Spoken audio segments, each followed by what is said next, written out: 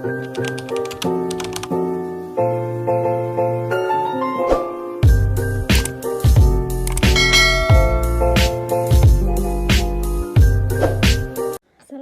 warahmatullahi wabarakatuh. Hai teman-temanku semuanya, gimana kabarnya hari ini? Selamat pagi untuk semuanya. Di video kali ini aku mau melanjutkan cerita yang kemarin teman-teman. Ini part 2 nya teman-teman ya. Kemarin cerita aku sampai, pokoknya aku mau lanjutin cerita gitu ya teman-teman. Setelah aku di sana 1 hari itu ya teman-teman, dan singkat cerita saja ini ya teman-teman. Waktu pertama sampai 1 minggu itu teman-teman, majikan saya yang perempuan belum bereaksi apa-apa teman-teman. Ya aku kira majikan ini ya lumayan lah gitu ya, cuma pekerjaan aja yang numpuk, yang gak beres-beres gitu ya teman-teman. Nah setelah 1 minggu itu kan adiknya majikan yang waktu ngejemput saya itu kan duduk di tempat majikan aku tuh 1 minggu ya, itu di tempat di rumah majikan saya. Terus setelah 1 minggu dia pulang teman-teman. Akhir cerita dia sudah pulang, sudah tidak ada di rumah. Ya aku kira mau sehari-hari saya mau yang seperti sebelumnya ya, yang sebelumnya yang masih ada adiknya itu, majikan yang seperti itulah gitu ya teman-teman. Ternyata nggak taunya teman-teman, dari hari ke-7 itu majikan yang perempuan mulai bereaksi sama saya teman-teman. Pertama kali dia berbuat yang gak enak sama saya gitu ya teman-teman. Majikan yang perempuan, aku kan disuruh nyuci, disuruh jemur pakaian. Ya aku ngambil aja keranjang ya, itu keranjang cucian. Terus saya ya jalan gitu mau ngejemur pakaian, maksud saya. Tiba-tiba majikan yang perempuan dari belakang ngedorong saya teman-teman. Itu pas pertama ya teman-teman, pas pertama kali dia berbuat seperti itu sama saya, aku bilang gitu. Terus aku bilang gitu, apaan sih kamu, aku bilang gitu, kok dorong-dorong, aku bilang gitu ya. Cepat katanya kamu, katanya gitu ya. Kamu katanya kerjanya nggak cepat, apa ini gitu ya teman-teman. Terus aku sampai lari-lari, dikejar-kejar, didorong-dorong, saya katanya kamu katanya cepat-cepat katanya. Ya udah saya itu ya teman-teman, saya sambil lompat-lompat gitu ya, sambil bawa keranjang berat, saya harus lompat-lompat. Nah, sudah itu saya langsung jemur pakaian. Terus habis itu aku kerja, disuruh ngelap-ngelap teman-teman, ngelap-ngelap lemari kayak gitu ya teman-teman. Soalnya itu rumah kecil, tetapi setiap hari itu pekerjaan ada, itu selalu diulang-ulang pekerjaannya itu saja teman-teman. Aku lagi ngelap ya teman-teman, soalnya dia katanya elap, katanya ini semuanya dikeluarin katanya gitu. Awas katanya kalau kedengaran kamu, katanya itu kedengaran suara, ya pasti kedengaran ya teman-teman, itu yang namanya gelas teradu sama gelas lagi ya pastilah gitu. Itu kan semuanya kaca, gelas-gelas kaca, terus itu lemari-lemari juga kaca, ya pastilah aku kedengaran suara gitu ya teman-teman. Pas aku kedengaran suara, dia datang bawa yang kayak cocolek, kalau bahasa Sunda mah itu cocolek yang untuk buat jeris, kalau di Saudi mah ya gitu, yang buat bubur itu yang besar teman-teman.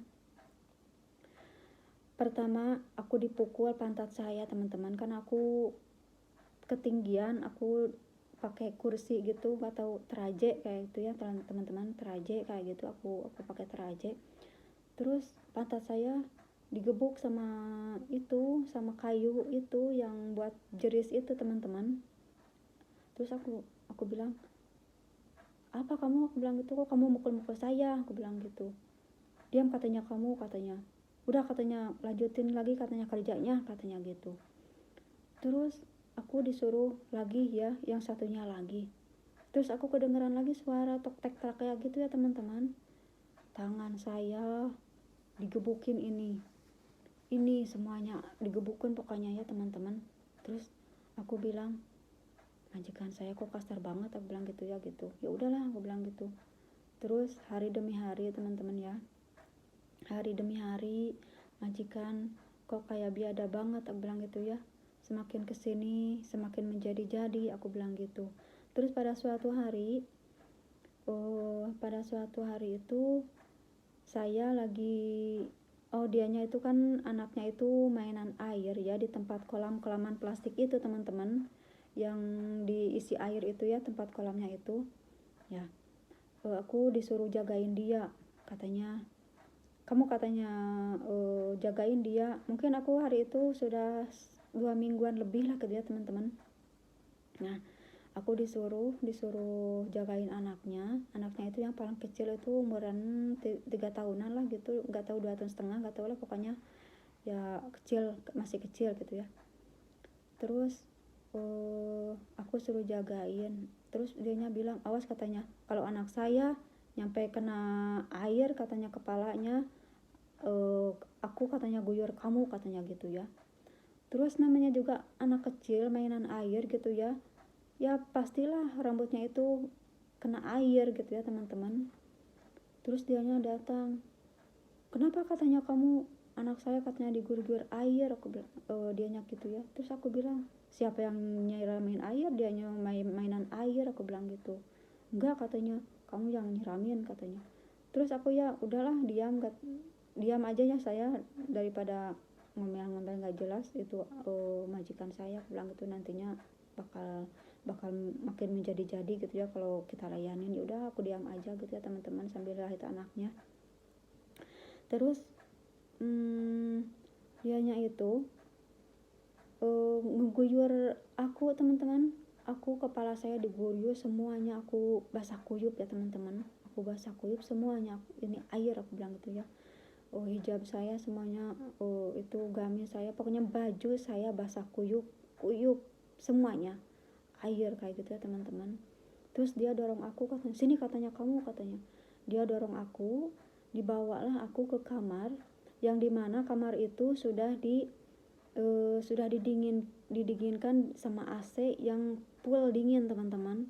Aku disekat di sana di dalam kamar yang AC-nya nggak tahu nyalainnya dari mana, pokoknya itu sudah dingin banget. Kalau di dalam itu ada tempat untuk mademin AC mungkin saya padamkan ya teman-teman, tapi itu nggak ada. Aku lihatin di mana, aku bilang gitu, ini stop kontaknya AC, aku bilang gitu, kok nggak ada. Ya udah aku di sana mungkin ada 1 jam lebih teman-teman.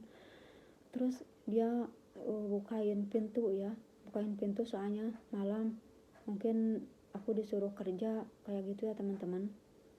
Terus pas aku dikeluarin, aku didorong ke dapur teman-teman,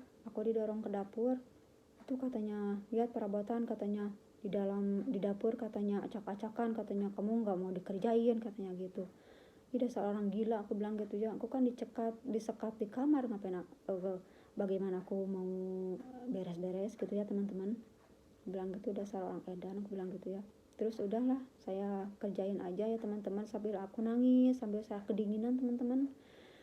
Baju masih basah, aku mau salin dulu, kunci yang keluar itu di pintu yang keluar dikunci teman-teman. Ya udahlah aku bilang gitu, aku langsung beres-beres di dapur ya. Itu seperti biasa dapur itu acak-acakan, kayak kepala pecah, perabotan semuanya keluar, mungkin disengaja biar saya nggak ada istirahat kali ya. Terus habis itu pokoknya dari pagi saya beres-beres, nyapu, ngepel segala macam ya teman-teman, pokoknya full itu, nggak ada istirahat, nggak ada duduk sebentar. Bahkan teman-teman, aku sedang sholat saja, aku kan sholat ini ya, aku lagi sholat, sejadah saya dibanting teman-teman, sejadah saya, terus saya didorong, saya lagi sholat. Aku bilang sambil nangis, astagfirullahaladzim, aku bilang gitu, kok ada manusia seperti ini, aku bilang gitu ya. Ya udah aku lanjutin sholat meskipun sejadah saya dibanting ke sana kemari. Terus aku lagi sujud, lagi sholat, anak-anaknya datang semuanya, yang hinjakin punggung saya, yang loncat-loncat ke kepala saya. Aku sedang sholat itu ya, tapi dasar ajarannya nggak baik ibunya, ya mungkin disengaja biar dia anak-anak juga pada seperti dia mungkin kelakuannya ya teman-teman. Setelah itu aku bereslah sholat, aku habis sholat langsung ngerjain apa yang dia perintahkan ya teman-teman. Pokoknya saya nurut aja teman-teman. Nah udah, pada suatu hari lagi, oh iya teman-teman, aku selama 1 minggu yang ditinggalkan sama adiknya majikan yang laki-laki itu kan 1 minggu dari sana kan kumat itu majikan saya ya, kena saya gitu ya. Jadi aku kalau malam aku nggak pernah tidur teman-teman. Aku tidur katanya jam berapa, jam 6 udah katanya kamu tidur katanya. Baru juga saya mau beres-beres tempat tidur saya ya, mau tidur gitu maksudnya, nyiapin tempat tidur saya. Terus dia, aku belum apa-apa juga dia udah bangun katanya, kamu katanya itu anak-anak mau sekolah katanya gitu. Ya udah, pokoknya saya teman-teman selama 2 minggu itu ya aku nggak pernah tidur. Seminggu yang kesininya mungkin waktu ada adiknya perempuan, adiknya itu yang laki itu masih ada, aku masih bisa tidur mungkin ya 1 jam kayak gitu ya teman-teman. Tapi setelah itu, setelah adiknya pergi, majikan saya, aku nggak pernah tidur teman-teman. Pokoknya selama itu aku nggak pernah tidur teman-teman. Bahkan yang lebih parahnya lagi, aku dibuat seperti hewan yang dimana hewan itu nggak dikasih makan, disuruh kerja dan kerja tanpa ada istirahat, tanpa makan teman-teman. Aku sangat lelah sekali, dan ya mungkin pertolongan Allah lah itu ya teman-teman. Aku diberi kekuatan sampai aku ya kuat kayak gitu ya teman-teman. Nah udah ya teman-teman, pokoknya hari-hari saya seperti itu, kerja kesana kemari, belum disiksa, belum dipukul, belum disuruh ini itu. Nah pada suatu malam teman-teman, mungkin aku sudah 1 bulan di sana, aku sudah tidak tahan dengan perlakuannya majikan ke saya. Bahkan majikan lakinya pun sama teman-teman, majikan laki pun sama seperti dia kayak gitu. Pokoknya kayak gitu. Setiap hari aku nggak pernah tidur teman-teman. Masa aku tidur 5 menit disuruh sudah katanya gitu ya, sama sekali pokoknya aku nggak pernah tidur. Nah suatu malam dia kan suka kalau kaos kaki itu semuanya ditaruh ember, ditaruhin sabun cuci, terus dipakein klorok ya teman-teman. Sedangkan waktu itu musim dingin, aku nggak dikasih vaselin, aku nggak dikasih obat-obatan, aku juga nggak dikasih apa-apa teman-teman. Bahkan sampo, sabun aku nggak dikasih. Aku jarang mandi teman-teman. Bahkan mungkin aku mandi seminggu sekali itu juga dia duduk di dekat pintu kamar mandi saya teman-teman. Nah setelah aku malam itu ya teman-teman, aku nyuci kaos kaki juga sama tangan ini, soalnya ini sudah pada bengkak semuanya. Ini sudah tidak bisa begini ya teman-teman. Pokoknya ini sangat bengkak sekali, sangat perih, pokoknya aku tersiksa lah teman-teman. Setelah itu aku nyuci sama ini sambil saya itu ngelihatin pohon-pohon yang rindang yang nempel ke dinding bangunan rumahnya dia yang di belakang gitu ya teman-teman. Terus aku berpikir, apa aku harus lari dari sana, aku bilang gitu ya. Tapi kalau aku lari keluar dari rumah ini, takutnya terus aku tujuan saya mau kemana, sedangkan itu rumah jauh dari keramaian teman-teman. Jadi kalau aku misalnya keluar dari rumah itu, gak tahu aku mau selamat atau tidak.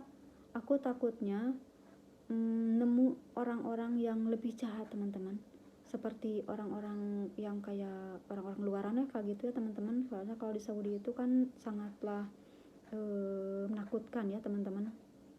Kadang aku sudah tidak tahan, kadang aku sudah mulai stres ya teman-teman, memikirkan sehari-hari, belum juga majikan yang kayak begitu ya teman-teman. Aku nggak pernah tidur, aku juga makan seadanya dari bekas-bekas dia ya teman-teman. Bahkan saking tidak punya hatinya, sisa-sisa itu pun juga dibuang ke sampah ya.